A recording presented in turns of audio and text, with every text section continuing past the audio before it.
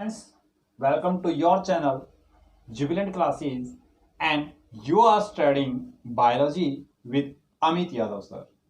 Friends, जैसा कि हमने लास्ट क्लास में टॉपिक किया था उसी कंटिन्यूटी में हम आगे चलते हैं और आज का जो हमारा टॉपिक होगा वो होगा ट्रांसपोर्ट ऑफ गैसेस। हमारी बॉडी के अंदर ट्रांसपोर्ट ऑफ गैसेस किस किस गैस का ट्रांसपोर्ट होता है? ऑक्सीजन और CO2 का। तो आज हम स्टडी करते हैं पहले तो ऑक्सीजन का, फिर करते हैं CO2 का ट्रांसपोर्ट। अलग अलग क्लास में हम दोनों को पढ़ेंगे, ठीक है। तो पहले हम बात करते हैं transport of oxygen. Students, oxygen जो है हमारी बॉडी में दो फॉर्म में ट्रांसपोर्ट होती है। एक तो है इन डिजॉल्व्ड फॉर्म,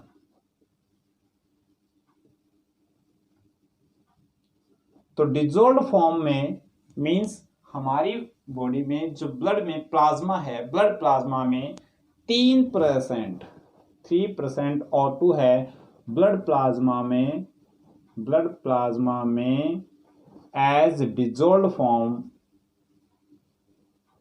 ये ट्रांसपोर्ट होती है, ठीक है। ये एक पॉइंट क्लियर। सेकंड जो है वो होता है भाई, ऑक्सीजन हीमोग्लोबिन के साथ बाइंड करके ट्रांसपोर्ट होती है। तो हम बोलेंगे एज ऑक्सी हीमोग्लोबिन। तो स्टूडेंट्स, सबसे पहले ऑक्सी हीमोग्लोबिन क्या होता है कि oxygen plus haemoglobin oxy haemoglobin होता है। तो ऑक्सी हीमोग्लोबिन से पहले, ऑक्सीजन जोड़ने से पहले हम ये स्टडी करते हैं कि हीमोग्लोबिन क्या है, इसका मेकअप क्या है, ठीक है। तो ये जो देखो 3% तो इस फॉर्म में ट्रांसपोर्ट हो गई, बच गई कितना 97%। तो 97% जो ऑक्सीजन है इन कॉम्बिनेशन विद हीमोग्लोबिन जो है ट्रांसपोर्ट होती है, ठीक है। और एक्चुअली हमारी बॉडी में जो ये हीमोग्लोबिन है ये क्या है, तो हम इसको देखते हैं। तो हीमोग्लोबिन देखिए बेटा, एक ये वो कंपाउंड है जिसमें दो पार्ट होते हैं। एक तो होता है हीम पार्ट और एक होता है ग्लोबिन पार्ट। ग्लोबिन क्या है? प्रोटीन पार्ट है, ठीक है। और ये क्या है? नॉन प्रोटीन पार्ट है, ठीक है। नॉन प्रोटीन पार्ट और ये क्या है?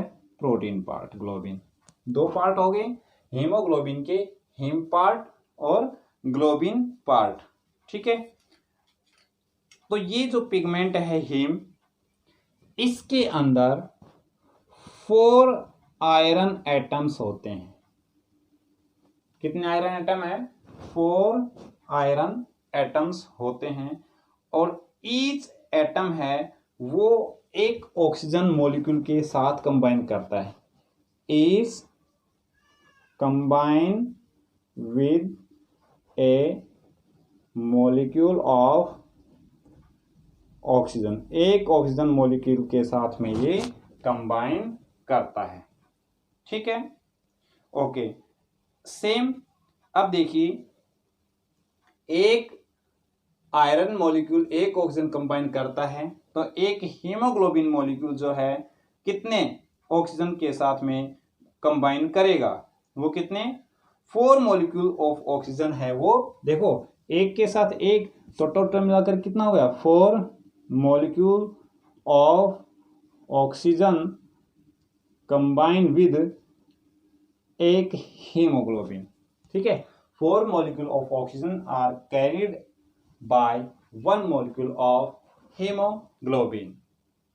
ऐसे Hb plus O2 and reversibly, ध्यान रखना ये क्या होता है? रिवर्सिबल होता है। क्यों? क्योंकि किस पर डिपेंड करता है? ऑक्सीजन के प्रेशर पर भी डिपेंड करता है, ठीक है। तो ये क्या बना लेगा? Haemoglobin plus oxygen. और कहां पर? इन लंग्स के पास, इन लंग्स के पास ब्लड में। इन लंग्स कहां पर? ब्लड में। यहां ब्लड मान लीजिए आप, ये क्या है? ब्लड है, लेकिन जो ब्लड लंग्स के पास है वहां क्या बना लेगा? HbO2। अब ये क्या बन गया अपने पास में, ऑक्सी हीमोग्लोबिन, ऑक्सी हीमोग्लोबिन। लेकिन रिवर्सिबल रिएक्शन हो जाएगी कहां पर, इन टिश्यूज में। ठीक है, अब क्या होता है, लंग्स के पास ऑक्सीजन का पार्शियल प्रेशर ज्यादा होता है, इसलिए ब्लड में HbO2 मीन्स हीमोग्लोबिन बना देता है। लेकिन टिश्यूज के पास में ऑक्सीजन का पार्शियल प्रेशर कम होता है, तो ये टूट जाएगा और दोबारा से हीमोग्लोबिन और ऑक्सीजन है वो अलग अलग हो जाएंगे, और ऑक्सीजन है वो टिश्यूज है वो यूज कर लेंगे। अब देखिए, अंडर हाई प्रेशर हम बोलते हैं, अभी बताया था, अंडर हाई प्रेशर ऑक्सीजन जो है इजीली कंबाइन विद किसके साथ में, विद हीमोग्लोबिन। आसानी से ऑक्सीजन हाई प्रेशर पर हीमोग्लोबिन के साथ में बाइंड कर जाएगी, कहां पर, लंग्स के पास में। लेकिन ऑक्सीजनेटेड ब्लड जैसे ही टिश्यूज के पास पहुंचेगा तो क्या हो जाएगा, यहां पर प्रेशर लो प्रेशर हो जाएगा, तो क्या हो जाएगी, ऑक्सीजन है इजीली सेपरेट भी हो जाएगी, separates from haemoglobin. Clear, okay. अब देखते हैं कि एक पर्सन है, एक हेल्दी पर्सन है, एक हेल्दी पर्सन में हीमोग्लोबिन कितना होता है। एक हेल्दी पर्सन में हीमोग्लोबिन हम एवरेज लेते हैं 15 ग्राम, एवरेज लेते हैं, एग्जैक्ट कितना होता है 14.5 ±2 फॉर मेल, 12 फॉर फीमेल। ये मेल के लिए हो गया, ये फीमेल के लिए हो गया, लेकिन हम एक एवरेज रेंज लेते हैं और वो हम 15 ग्राम ले लेते हैं। ठीक है, तो किसमें है ये 15 ग्राम पर 100 ml, पर 100 ml। तो स्टूडेंट क्लियर कि हमारी बॉडी में एक हेल्दी पर्सन में कितना हीमोग्लोबिन होता है, ये 15 ग्राम पर 100 ml होता है। तो बेटा यहाँ एक कैलकुलेशन करिए, 1 ग्राम जो हीमोग्लोबिन है वो 1.34 ml O2 कैरी करता है। कितना, 1.34, और टोटल कितना है यहाँ पर 15। ठीक है, तो 15 कितना हो जाएगा, 1.34 इंटू 15 दैट इज 19.4 ml। ठीक है, अब देखो 15 ग्राम किस में है, 100 ml ब्लड में। तो यहाँ क्वेश्चन आता है कि 100 ml जो ब्लड है, how much oxygen does it carry.